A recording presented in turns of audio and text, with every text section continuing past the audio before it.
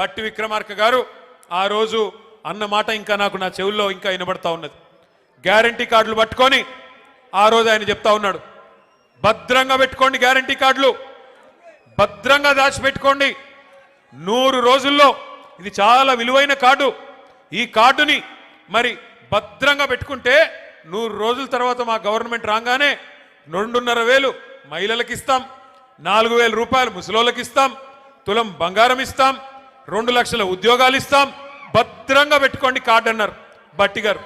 మరి ఇవాళ నేను బట్టి గారిని అడుగుతున్నా, బట్టి గారు 100 రోజులు కార్డును పెట్టుకోమన్నారు, మరి ఇప్పుడు 2 ఏళ్ళు అయిపోయింది, ఇప్పుడు ఎక్కడ పెట్టుకోవాలి కార్డు? ఎక్కడ పెట్టుకోమంటావు ఇప్పుడు కార్డు? చెప్పు. ఎక్కడ పోయింది నీ 2,500? ఎక్కడ పోయింది 4,000 పెన్షను? ఎక్కడ పోయింది తులం బంగారం? ఎక్కడ పోయినాయి స్కూటీలు? ఎక్కడ పోయినాయి విద్యా భరోసా కార్డులు? ఎక్కడ పోయినాయి 1,00,000 కోట్ల బడ్జెట్, బీసీలకి 42% రిజర్వేషన్లు? చెప్పుకుంటూ పోతే 420 హామీలు. ఒకటి కాదు, 2 కాదు. సర్వభ్రష్ట ప్రభుత్వం ఇది. సర్వే సర్వత్రా అందరినీ మోసం చేసిన ప్రభుత్వం. అక్కడ మా తమ్ముళ్ళు 30% అని పట్టుకున్నారు. అది ఎవరి గురించో మీకు తెలుసు. ఒక మంత్రి కాదు, మీ జిల్లాలో అందరు మంత్రులు 30% నడిపిస్తున్నారు. Be tax 30%. ఇక్కడ పక్కన పీ ట్యాక్స్ బాంబులేటి మంత్రి గారికి ఆయన ట్యాక్స్ కూడా 30%. ఏ భూమి ఆయన దగ్గర పోయినా 30% నాకు ఇచ్చేయమని అడుగుతున్నాడు బాంబులేటి గారు. అట్లాగే ఇక్కడున్న తుమ్మల గారు కూడా, ఆయన కూడా అదే పనిలో ఉన్నాడు. ఎవరికి వాళ్ళు ముగ్గురు ఇవాళ ఏ ఒక్కరు కూడా జిల్లాకి పనికొచ్చే ఒక్క పని కూడా చేయడం లేదు. ముగ్గురు మోసగాళ్ళు, మొనగాళ్ళు కాదు. ఒకటి మాత్రం వాస్తవం, ఈ ముగ్గురు మోసగాళ్ళకి అసలైన నాయకుడు ఎవడా అంటే అలీబాబా పైన ఉన్నాడు. ఇక మీరు చూస్తూనే ఉన్నారు ఆయన కథ. అయితే నోరు బారేసుకోవడం, జర్ర జర్ర జర్ర జర్ర జర్ర జర్ర జర్ర తొందరపడక నన్ను మాట్లాడి, ముందే గొంతు బాలేదు మాట్లాడి. నేను ఒక్కసారి మీరు దయచేసి ఆలోచించాలని కోరుతా ఉన్నా. 2 ఏళ్ళు అయిపోయింది. ఎన్ని ఈస్ట్ మన్ కలర్లో సినిమాలు చూపెట్టారు. అద్భుతమైన రంగుల కళ లాంటి సినిమా. మీకు ఇది ఇస్తాం, అది ఇస్తాం, అది చేస్తాం, ఇది చేస్తాం. 2 ఏళ్లలో ఏం చేశారు ఖమ్మానికి నేను అడుగుతున్నా. ఈ జిల్లాలో కేసీఆర్ గారు 7.5 లక్షల ఎకరాలకు నీళ్ళు ఇవ్వాలని చెప్పి, గోదావరి జలాల మీద పూర్తి హక్కు ఖమ్మం జిల్లాకి దక్కాలని చెప్పి, ఎందుకంటే మీ తర్వాత కిందికి ఆంధ్రాకి, ఆంధ్రా నుంచి కిందికి సముద్రంలోకి నీళ్లు పోతాయి. తెలంగాణలో కిందేమీ లేదు ఇంకా ఖమ్మం తర్వాత, కొత్తగూడెం తర్వాత. కాబట్టి మన నీళ్లు, మన గోదావరి నీళ్లు మరి ఏవైతే పూర్తి స్థాయిలో ఖమ్మం జిల్లాకి దక్కాలో దానికోసం సీతారామ సాగర్ అనే ప్రాజెక్టును అద్భుతంగా డిజైన్ చేసి 7.5 లక్షల ఎకరాలు, కొత్తగా 3,40,000 ఎకరాల ఆయకట్టు, అట్లాగే స్థిరీకరించబడే ఆయకట్టు ఏదైతే ప్రస్తుతం కృష్ణ కింద ఉందో, ఎన్ఎస్పి కింద ఉందో దాన్ని కూడా స్థిరీకరించడానికి మరొక 3.5 లక్షల ఎకరాలకి, మొత్తం కలిపి 7.5 లక్షల ఎకరాలకి నీళ్ళిచ్చే ప్రతిపాదించే ప్రాజెక్టు సీతారామ సాగర్. ఏనుగెళ్ళింది తోక చిక్కింది అన్నట్టు 90% పనులు కేసీఆర్ గారే పూర్తి చేసినారు. చేసి చివరికి మనం దిగిపోయే నాడు డిసెంబర్ 2023లో కట్టిన ఇల్లు పెట్టిన పొయ్యి అన్నట్టుగా వీళ్ళ చేతికి తాళాలు ఇచ్చి మనం పక్కకు తప్పుకున్నాం. 2 ఏళ్ళైంది. ఏం చేశారు మరి? అశ్వారావుపేటలో ఈరోజు నిజానికి ఒక్క సీతారామ సాగర్ ద్వారా 1,30,000 ఎకరాలకి నీళ్ళు ఇచ్చేదానికి కేసీఆర్ గారు డిజైన్ చేశారు. సత్తుపల్లి నియోజకవర్గంలో కల్లూరు కావచ్చు, వేంసూరు కావచ్చు, పెనుబల్లి కావచ్చు, 4 మండలాల్లో 40,000 ఎకరాలకు నీళ్ళు ఇవ్వడానికి సీతారామ సాగర్ని కేసీఆర్ గారు డిజైన్ చేశారు. ఇవాళ ఇల్లెందు నియోజకవర్గంలో 20,000 ఎకరాలకు నీళ్లు రావాలి, కొత్తగూడెంలో 10,000 ఎకరాలకు రావాలి, అట్లాగే వైరా నియోజకవర్గంలో 20,000 ఎకరాలకు నీళ్లు రావాలి. కానీ ఇల్లెందును కట్ చేసి, ఇల్లెందుకి నీళ్లు పోకుండా చేసి ఇవాళ అక్కడి నుంచి కూడా అఖిలపక్ష నాయకులు వచ్చున్నారు, మా కాలువలు లేకుండా చేస్తున్నారు, మా నీళ్లు రాకుండా చేస్తున్నారని చెప్పి ఇల్లెందును కట్ చేసి ఇవాళ కేసీఆర్ గారు ఏ ఉద్దేశంతోనైతే ఖమ్మం జిల్లాని సస్యశ్యామలం చేయాలి, గోదావరి జలాలతో తలపెట్టారో ఒక్క అడుగు కూడా ముందుకేయకుండా, ఒక్క పని కూడా చేయకుండా కేవలం కమిషన్ల కోసం మాత్రమే ఈ జిల్లాలోని 3 మంత్రులు ఇవాళ పనిచేస్తూ ఉన్నారు. వాస్తవానికి 2 ఏళ్లలో ఏం జరిగింది, ఏం ఒరిగింది తెలంగాణకి అంటే ఒక్క మాటలో చెప్పేయచ్చు. రామాయణం కదా, కట్టే కొట్టే తెచ్చే అన్నట్టుగా ఏందయ్యా కాంగ్రెస్ ప్రభుత్వం 2 ఏళ్లలో చేసింది అంటే ఎగవేతలు, కూల్చివేతలు, పేల్చివేతలు, ఈ 3 తప్ప పీకిందేమీ లేదు. ఎగవేతలు 1, 2 ఎన్ని హామీలు ఎగ్గొట్టారు. ఇదే ఖమ్మం జిల్లాలో కౌలు రైతుల సంఖ్య చాలా పెద్ద ఎత్తున ఉంటుంది. ఆ రోజు రేవంత్ రెడ్డి పిసిసి అధ్యక్షుడిగా ఉత్తరాలు రాసినాడు కౌలు రైతులకి. ఏమని? కేసీఆర్ గారు భూ యజమానులకే ఇస్తున్నారు రైతు బంధు, మీరు నాకు అవకాశం ఇవ్వండి, ఖమ్మం జిల్లా నుండి నాకు 9 సీట్లు ఇవ్వండి, ఇచ్చినట్టయితే 22 లక్షల మంది కౌలు రైతులకి నేను ఇస్తాను రైతు బంధు అంటూ ఆ రోజు రేవంత్ రెడ్డి ఉత్తరం రాసినాడు. కేసీఆర్ గారు 2 పంటలకు ఇస్తున్నారు రైతు బంధు, నేను 3 పంటలకు ఇస్తా అన్నాడు.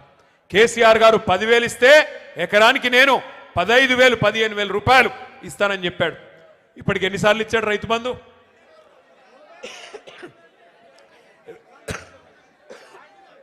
బూతులొద్దు కానీ 15,000 ఇస్తానని చెప్పి 12,000 కుదించి అది కూడా ఇప్పటికి ఇచ్చింది ఒక్కసారి. 2 సార్లు ఎగ్గొట్టిండు. మొదటిసారి కేసీఆర్ గారు పెట్టిందే ఆ 5,000 రూపాయలు ఇచ్చాడు తప్ప ఒక్కసారి.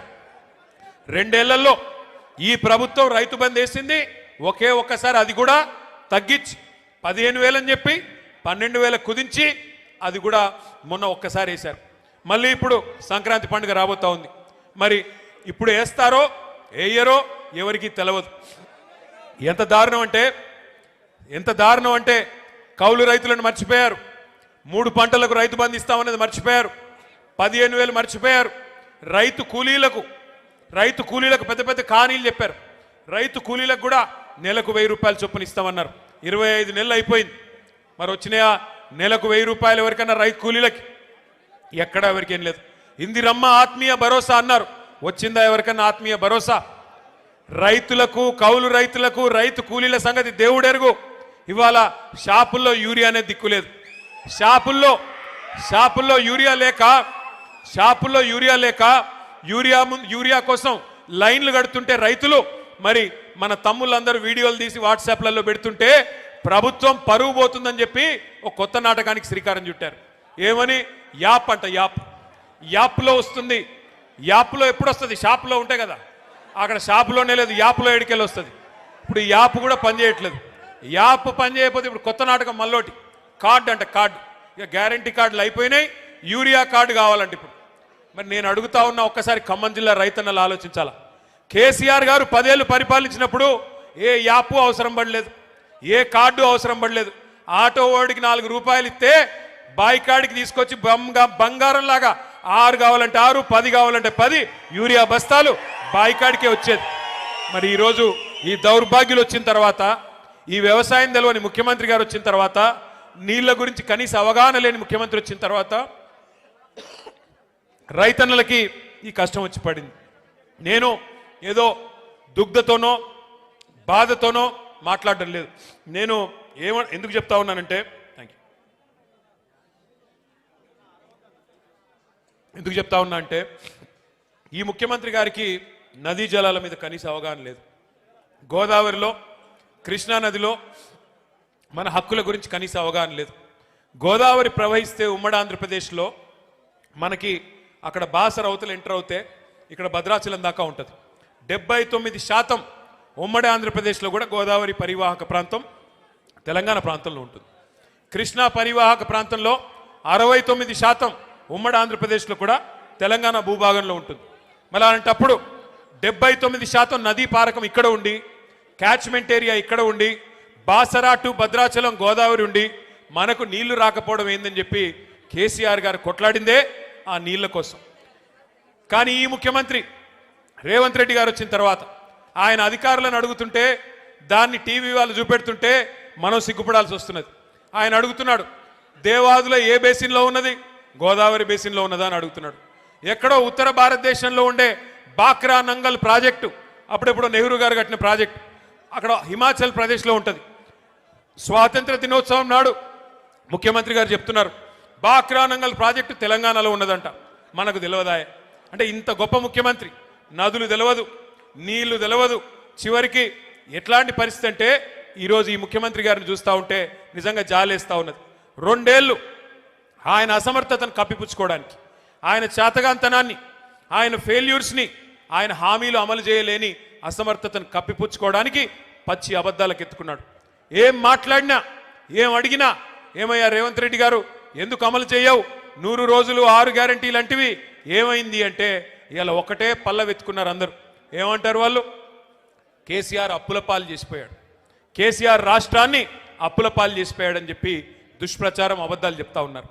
మొన్న ఈ మధ్యనే పార్లమెంట్లో ఒక బీజేపీ ఎంపీ గారు ఆయన అడిగినాడు కేంద్ర ప్రభుత్వాన్ని, మరి రేవంత్ రెడ్డి చెప్తున్నాడు రాష్ట్రం అప్పుల పాలైపోయింది అంటున్నాడు, కేసీఆర్ గారు అప్పుల పాలు చేశారు అంటున్నాడు, ఎంత అప్పు అయింది? కేసీఆర్ గారు పదవి బాధ్యతలు చేపట్టినాడు, తెలంగాణ వచ్చినాడు, ఉన్న అప్పెంత? కేసీఆర్ గారు తప్పుకున్న నాడు ఉన్న అప్పెంత అని చెప్పి అడగడం జరిగింది. కేంద్ర ప్రభుత్వం రిజర్వ్ బ్యాంక్ని అడిగింది. భారతదేశంలోనే అతిపెద్ద బ్యాంక్ రిజర్వ్ బ్యాంక్. తర్వాత కంట్రోలర్ అండ్ ఆడిటర్ జనరల్ అంటే కాగ్ వాళ్ళని అడిగింది. అడిగి పార్లమెంటు వేదికగా ఆ బీజేపీ పార్లమెంట్ సభ్యుడికి కేంద్ర ప్రభుత్వం సమాధానం చెప్పింది. ఏం చెప్పిందయ్యా అంటే, కేసీఆర్ గారు పదవీ బాధ్యతలు చేపట్టిన నాడు జూన్ 2, 2014 నాడు తెలంగాణ రాష్ట్రం ఏర్పడ్డ నాడు ఉన్న అప్పు వారసత్వంగా మనకు వచ్చింది 72,000 కోట్ల రూపాయలు.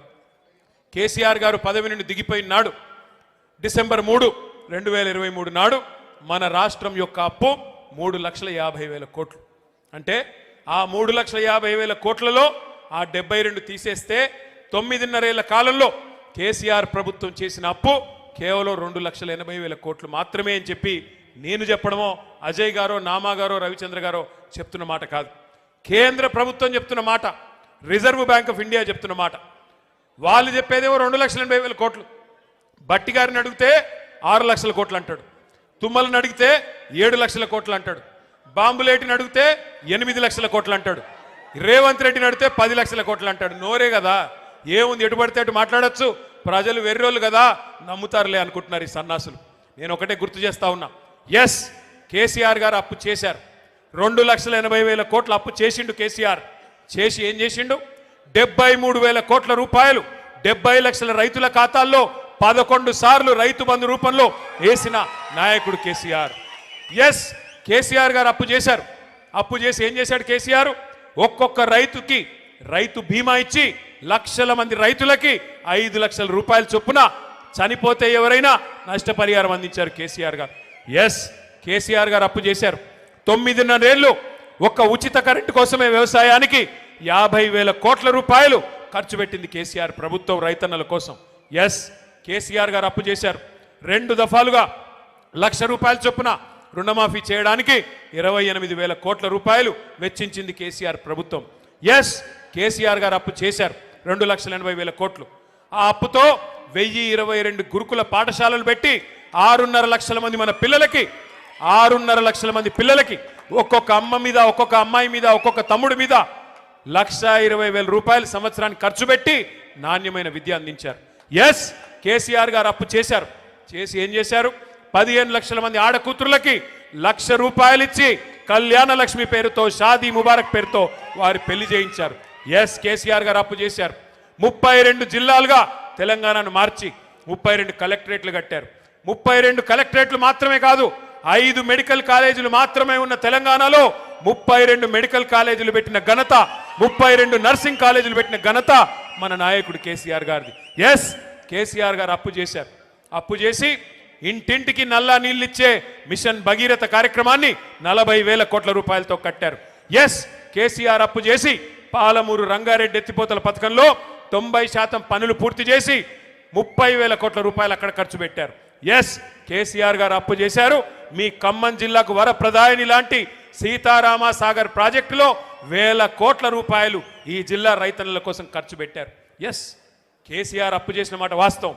కానీ కేసీఆర్ చేసిన అప్పు మన భవిష్యత్తు మీద పెట్టిన పెట్టుబడి, తెలంగాణ పిల్లల కోసం పెట్టిన పెట్టుబడి, తెలంగాణ రైతుల కోసం పెట్టిన పెట్టుబడి తప్ప కేసీఆర్ గారు మీలాగా దోచుకోలేదు. మీరేం చేస్తున్నారు 2 ఏళ్లలో చెప్పండి. కేసీఆర్ గారు ఆ ప్రభుత్వం ఉన్నప్పుడు బ్రహ్మాండంగా రైతులకి నాట్లేసే టైంకి మీ ఫోన్లన్నీ టింగు టింగు టింగుమని మోగేది, రైతు బంధు మీ ఖాతాల్లో పడేది, 1,000 కోట్ల రూపాయలు మీ ఖాతాల్లోకి వచ్చేది. కానీ ఇవాళ 1,000 కోట్ల రూపాయలు టకీ టకీమని పోతున్నాయి. ఎక్కడికి పోతున్నాయి? ఎక్కడికి? ఢిల్లీకి పోతున్నాయి. రాహుల్ గాంధీ గారికి సామంతరాజులు కప్పం కట్టకపోతే పోస్ట్ ఊస్టింగే కదా. నెలకి 100 కోట్లు కట్టకపోతే, 60 నెలలకు 6,000 కోట్లు కట్టకపోతే పోస్ట్ ఊస్టింగే. నెలకు ఒకసారి పోవాలి, కాళ్ళు మొక్కాలి, కప్పం కట్టాలి, పోస్టు భద్రంగా ఉందా లేదా చూసుకోవాలి. అది తప్ప ఏంది నువ్వు పీకింది అని అడుగుతా ఉన్నా రేవంత్ రెడ్డిని. 2 ఏళ్ళు బూతు మాటలు తప్ప ఏమన్నా ఒక్క మంచి పని ఎవరి కోసమన్నా ఒకరికని చేసింటే దయచేసి చెప్పమని నేను అడుగుతా ఉన్నా. ఇవాళ బూతు మాటలు అంటే చండాలమైన మాటలు, నాకు ఇష్టం ఉండదు కానీ తప్పట్లేదు. దరిద్రంగా ఆయన మాట్లాడుతుంటే మాకు ఎదురుగా ఉన్న మాకు రక్తం ఉడుకుతా ఉంది. సరే, కేసీఆర్ గారు తెలంగాణ తెచ్చిన నాయకుడు, దశాబ్దాల కళ నెరవేర్చిన నాయకుడు. ఇదే ఖమ్మం జిల్లాలో ఆనాడు 1968లో విద్యార్థుల ఉద్యోగుల ఆధ్వర్యంలో ప్రారంభమైన ఉద్యమానికి అల్టిమేట్గా లక్ష్యాన్ని చేర్చిన నాయకుడు కేసీఆర్ గారు. అట్లాగే 10 ఏళ్ళు ప్రజల చేత ఎన్నుకోబడ్డ ముఖ్యమంత్రి కేసీఆర్ గారు. తెలంగాణకు ఎన్నో అపురూపమైన అద్భుతమైన ప్రాజెక్టులు ఇచ్చినవాడు కేసీఆర్. తెలంగాణకి దేశ స్థాయిలో గౌరవం తెచ్చిపెట్టినవాడు కేసీఆర్. ఇవన్నీ కరెక్టే, మన పార్టీ అధ్యక్షుడిగా కూడా కేసీఆర్ కరెక్టే. కానీ ఇవన్నింటికి మించి మా నాన్న కదా, మరి మా నాన్నని ఇష్టం వచ్చినట్టంటే ఓ కొడుకుగా నా కోపం రాదా? నేను మాట్లాడుతుంటే అప్పుడప్పుడు మన పెద్దోళ్ళు చెప్తుంటారు, మన ఉపేంద్ర అన్న చెప్తుంటాడు అప్పుడప్పుడు, మీరెందుకు మాట్లాడుతున్నారు వాళ్ళలాగా దిగజారి అని. వాళ్ళలాగా దిగజారి మాట్లాడాలని నాకు లేదు, కానీ వాళ్ళు మాట్లాడుతున్న మాటలు వింటే రక్తం ఉడుకుతున్నది. ఏం అడుగుతున్నాం మనము? ఏమైందయ్యా, కౌలు రైతులకు డబ్బులు ఇస్తానంటివి, కౌలు రైతులకు రైతు బంధు అన్నావు కదా, 22 లక్షల మందికి ఉత్తరం రాస్తేవి కదా, కౌలు రైతుల పక్షాన్ని అడుగుతున్నా ఏది రైతు బంధు అంటే ఏమంటాడు? నీ లాగులో తొండలు వదులుతా అంటాడు. ఏమైందయ్యా, మహిళలకు ఇస్తానన్న 2,500 అంటే నీ గుడ్లు బీకి గోటీలు ఆడతా అంటాడు. ఏమైందయ్యా, 2 లక్షల ఉద్యోగాలు మా తమ్ముళ్ళకి ఇస్తానంటివి కదా, మొదటి సంవత్సరంలోనే 2 లక్షల ఉద్యోగాలని అశోక్ నగర్ చౌరస్తాకొచ్చి నువ్వు నీ రాహుల్ గాంధీ సొల్లు కబుర్లు చెప్తిరు కదా, ఏమైనాయి 2 లక్షల ఉద్యోగాలంటే నీ పేగులు తీసి మెడలు వేసుకుంటా అంటాడు. ఏం చేయాలా? ఇట్లా మాట్లాడితే ఏమనాలా? తప్పట్లేదు. ఇంకా గౌరవం ఏంటంటే ఆయన ఏడుపేందో నాకు అర్థం కాదు, తెల్లారు లేస్తే ఆ ఫ్రస్ట్రేషన్ ఏందో నాకు అర్థం కాదు. ఆల్రెడీ అడ్డిమారి గుడ్డి దెబ్బలో వచ్చి ముఖ్యమంత్రి పదవిలో కూర్చున్నావు, పేమెంట్ కోటాలో సీటును కాపాడుకుంటున్నావు, హ్యాపీగా పని చేసుకో. తెల్లారు లేస్తే అరుపులు పెడబొబ్బలు, సెక్యూరిటీ వాళ్ళని కొడుతున్నాడు. ఈ మధ్యన చూస్తూ ఉన్నారేమో మీరు, ఆయనకి సెక్యూరిటీగా ఉండే పోలీసు వాళ్ళని కూడా కొడుతున్నాడు. నేను అందుకే చెప్పాను ఆయన భార్య గారికి, ఆయన శ్రీమతికి, అమ్మా గీతమ్మ ఇప్పుడు అరుస్తున్నాడు ఫ్రస్ట్రేషన్లో, రేపే ఉన్నాడు కరుస్తాడేమో, ఇంట్లో కట్టయి తల్లి అని చెప్పాను. ఏందా అరుపులు పెడబొబ్బలు, ఏంది లొల్లి? ఆయన బాధ ఏందో నాకు అర్థం కాదు. నన్ను పట్టుకుని నోటికొచ్చినట్టు మాట్లాడతాడు. నువ్వు నీలాగా నేను గుంటూరులో చదువుకోలేదు అంటాడు. అవును, నేను చదువుకున్నా గుంటూరులో, నేను చదువుకున్నా, ఓ 2 ఏళ్ళు చదువుకున్నా. నేను 1991లో రాష్ట్రం ఒకటిగా ఉన్నప్పుడు ఆనాడు మా నాన్నగారు నన్ను తీసుకొని పోయి అక్కడ విజ్ఞాన్ కాలేజీలో లావు రత్తయ్య గారు అన్న పెద్ద మనిషి ఉంటారు, ఆ రత్తయ్య గారి కాలేజీలో వేస్తే ఖమ్మం జిల్లాలోని చాలామంది పిల్లల్లాగానే నేను కూడా పోయి చదువుకుంటే తప్ప నేను నీలాగా ఆవారగడ్లాగా తిరగలేదు. మరి నేను చదువుకున్నా, మా అమ్మ నాన్న నాకు చదువుకోమంటే చదువుకున్నా, అది కూడా తప్పేనా? నేను ఇంకోటి అడుగుతా, నేను ఆంధ్రాకి పోయి చదువుకుంటే తప్పంట, కానీ ఈయన మాత్రం భీమవరం నుంచి అల్లుడు తెచ్చుకోవచ్చు అంట. ఇదెక్కడి నీతి? మరి నువ్వేమో ఆంధ్ర నుండి అల్లుడిని తెచ్చుకోవచ్చు, నేను ఆంధ్ర పోయి చదువుకోకూడదా? ఇంకో మాట అంటాడు, నేనంట అమెరికాలో బాత్రూమ్లు కడిగేటోనంట. ఎవరిని అయ్యా, నేను ఏం చెప్పాలి నీకు? మీ అన్నున్నాడు కదా అమెరికాలో, మీ అన్నున్నాడు జగదీష్ రెడ్డి అని, రేవంత్ రెడ్డి అన్నున్నాడు. ఆయన ఇంట్లో ఆయన బాత్రూమ్ కడుక్కోడా? ఈయోడని వచ్చి కడుగుతాడా? ఎవరింట్లో వాళ్ళు అక్కడ బోళ్ళు కడుగుతారు, వంట వండుకుంటారు, తింటారు. అక్కడ పనులు దొరకరు. సామాన్యమైన కుటుంబాలకు అక్కడ పనులు ఉండరు. నువ్వు వేల లక్షల కోట్ల అధిపతి అయితే తప్ప నీకు అక్కడ ఉండరు. ఎవరి ఇంట్లో వాడు పని చేసుకుంటాడు. అయినా ఇక్కడ మా ఆడకూతురులు ఇంతమంది ఉన్నారు, మనం ఇళ్లలో మన పని చేసుకోమా? తప్ప చేసుకుంటే ఎవరింటి పనాలు చేసుకుంటే తప్ప? నాకు తెలవక అడుగుతా, ఏం మాటలు ఇవి? నిన్ను గెలిపించింది ఎందుకు? నిన్ను అడుగుతున్నది ఏంటి? నువ్వు చేస్తున్నది ఏంటి? ఈ ఎగవేతలు బంద్ చేసి, ఈ పనికి మాలిన డైలాగులు బంద్ చేసి పని చేయరా బాబు అంటే అది చేత కాదు. ఇక మీ జిల్లా మంత్రులు అయితే ఒక్కొక్కడికి మొక్కాల.